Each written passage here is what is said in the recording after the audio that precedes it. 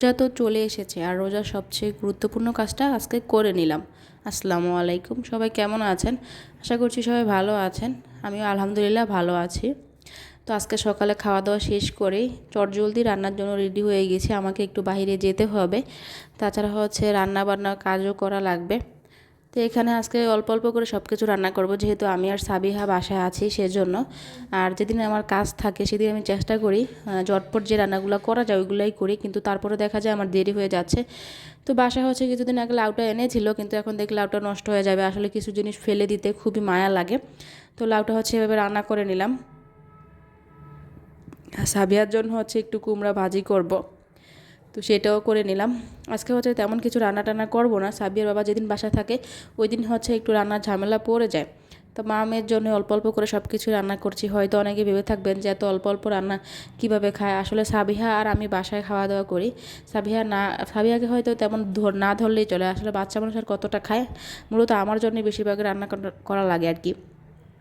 তো কুমড়া ভাজিটা করার শেষে হচ্ছে আমি এখানে লাউয়ের শাক ছিল সেগুলোও করে নিয়েছি। অল্প কিছু শাক ফ্রিজে রেখে দিয়েছিলাম, তো ওগুলোই হচ্ছে বেজে নিয়েছি। সাবিহার হচ্ছে শাকটা একটু পছন্দ, মানে ও হচ্ছে বাদ দিয়ে খেতে চায় না, খালি একটু খেতে চায়। তো আমি চেষ্টা করি শাক নিয়ে আসতে সবসময় বাসায় আর কি। বাজারে যেই শাকগুলো ওই শাকগুলো দেখা যায় আমার কাছে তেমন বেশি একটা খেতে ভালো লাগে না। আর আমি যেহেতু একটু গ্রাম সাইডে আছি, তো এখানে হচ্ছে গ্রামের কৃষকদের কাছ থেকে সাথে সাথে মানে ওনাদের কাছ থেকে কিনে আনলে ওই শাকগুলো আমার কাছে একটু অনেক বেশি স্বাদ লাগে, কেননা ওনারা হচ্ছে একদম কোনো সার ইউজ করে না। আমার কাছে ওই শাকগুলো বেশি মজা লাগে। আর এখানে হচ্ছে বেগুন ছিল, বেগুনটা ভাজি করে নিলাম। ফ্রিজের অনেক খাবার দাবার ছিল, সেগুলো আজকে মোটামুটি করে শেষ করে নিলাম। যেহেতু রোজা রাখবো সাবিহার জন্য, তো তেমন অল্প কিছু রান্না করলেই হবে। আমাদের জন্য হলে যখন রোজা না থাকে তখন হয়তো অনেক চিন্তা ভাবনা যে কী রান্না করব না করব, কিন্তু এখন একটা বাচ্চা মেয়ের জন্য আসলে ও তো তেমন শাকসবজি খাবে না, তাই ভাবলাম যে রোজা যেহেতু চলে আসছে তো এখন সব রান্নাগুলো শেষ করে ফেলি। আর যেহেতু রোজার কাজগুলো করতে হবে আমাদের, আর রোজা রাখতে হবে, আলহামদুলিল্লাহ রোজা চলে আসছে, সব কাজই আসলে করা লাগে। আর রান্না করেছি হচ্ছে পাবদা মাছ, আলু দিয়ে আর টমেটো দিয়ে ঝোল ঝোল। জানি না কেউ এভাবে খেয়েছেন কি না কখনো, আমিও খাইনি, আসলে ফার্স্ট টাইম ট্রাই করলাম আর কি।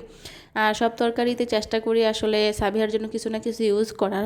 এখানে হচ্ছে আলু দিয়ে রান্না করার কারণটা হচ্ছে আমি সাবিয়াকে হচ্ছে আলুটা তুলে খাওয়াতে পারবো, সেজন্য আলু দিয়ে আমি রান্না করেছি।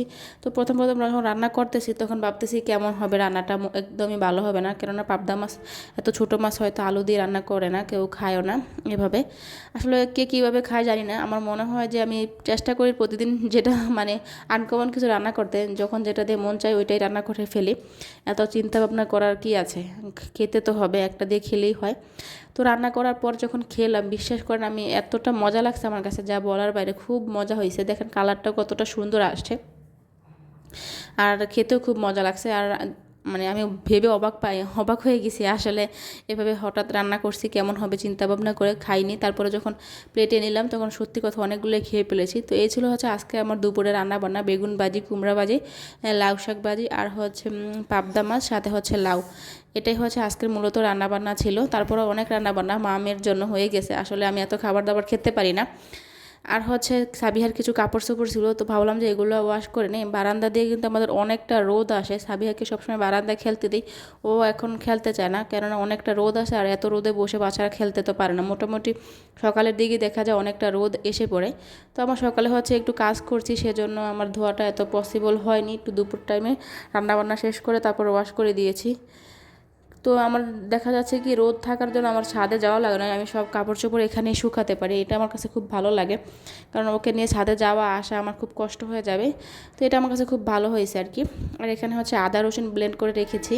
অবশ্য আমি হচ্ছে সব কিছু আগে আগে তৈরি করে রেখে দিই, পরে সমস্যা হবে দেখে। জানি অনেকে হয়তো সাথে সাথে বেটে তারপর খাওয়া দাওয়া করে, রান্নাবান্না করে, তো আমি আগেই করে দিই, যার যেভাবে সুবিধা হয় সে তো ওইভাবেই করবে। আর সাবিহার বাবা দেখেন বাজার করে নিয়ে আসছে।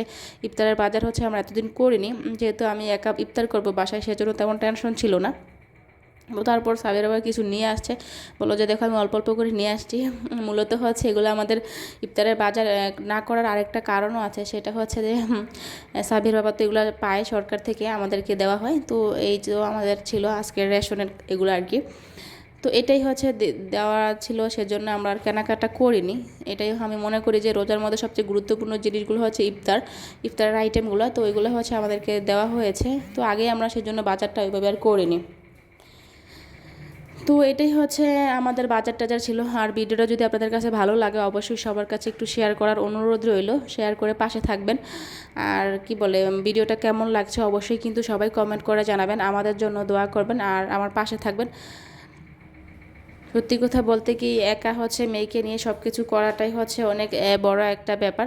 আর আজকে সারাদিন কাজকর্ম করে মূলত হচ্ছে আমি একটু মার্কেটে গিয়েছিলাম। মার্কেটে যাওয়ার জন্য হচ্ছে সব কাজ জটফট করে নিয়েছিলাম, সাথে হচ্ছে বাসা টাসা সব ওয়াশ করে ক্লিন করে রেখে দিয়েছি, যেন রোজার মাসে আমাকে আর কষ্ট করতে না হয়। সবাই হয়তো এই কাজগুলো অনেক আগে থেকেই করে রেখেছেন।